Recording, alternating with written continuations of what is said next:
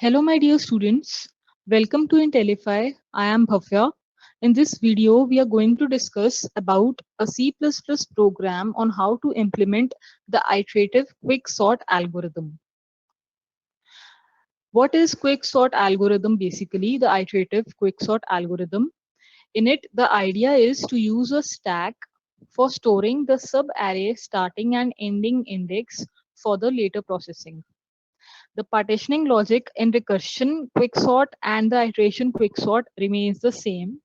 The optimization that can be applied here in the iterative quicksort are what are the optimizations? First, we can reduce the stack size. First, push the indexes of smaller half. Then we can use insertion sort when the size reduces below an experimentally calculated threshold.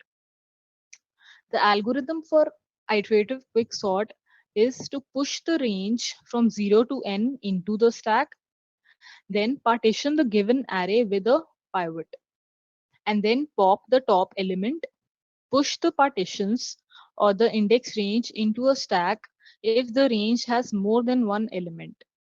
And these above three steps, step number 2, 3, and 4, are repeated till the stack is empty. Let us have a look at the program code. This is an iterative implementation of the quicksort. We include the bits standard C++ header file that includes every standard library, and then we use the namespace std to provide a scope to the identifiers inside the namespace. A utility function is there to swap the two elements. Dear students, you all know that whenever we have to swap two elements using a third variable, we generally use the temp variable t, and this code is very easy to swap two variables using a third variable. Then we have the partition function, which is same when we talk about iterative quicksort as well as recursive quicksort. So in the partition function, we pass the array, the L and the H as the arguments. X and I are initialized as the array H and L minus 1. And then we have the for loop, which uh, runs on the condition of j is equal to L, j is less than equal to H minus 1 and j plus plus. So we swap two elements and return I plus 1. Then here we have A to indicate the array to be sorted, L as the starting index, and H as the ending index. So on the last slide here we discussed L and H. L is the starting index and H is the ending index. Then we have the quick sort iterative function, which has array L and H as the arguments. We create an auxiliary stack. If you remember, the first line that we discussed in this video is that we have to create an auxiliary stack. So here we are creating it.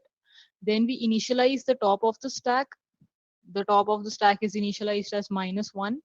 We push the initial values of L and H to the stack. So the initial values are pushed. We keep popping from stack while it is not empty. So while loop is used and we pop H and L. Okay, this code is used with decrement top. Then we set pivot element at its correct position in the sorted array. Int p is partition r, that is the array L and H. If there are elements on the left side of the pivot, then push left side to stack.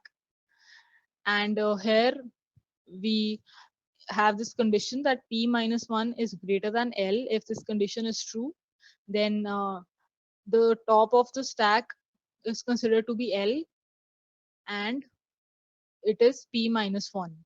So if there are elements on the right side of the pivot, then push the right side to the stack. So if we have elements on the left side, we will push the stack towards the left, and then if we have the elements on the right side of the pivot, then we push right side to the stack.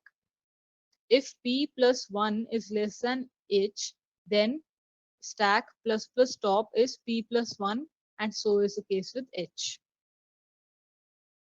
Then we have a utility function to print the contents of the array. For printing the array, we use the for loop, and in the main function, that is the driver code, we pass the array, which is consisting of unsorted elements 4, 3, 5, 2, 1, 3, 2, 3, and then we calculate the value of n by dividing the size of the array to the size of the pointer r, and then quick sort iterative, we pass the value of r, l, and h. L is 0, h is n minus 1, and then we print the array, and then return 0 is used as a success status, saying that the program worked fine. It is included automatically by the compiler. This is the output. In the input, we had unsorted array elements, and in the output, we have the sorted array elements.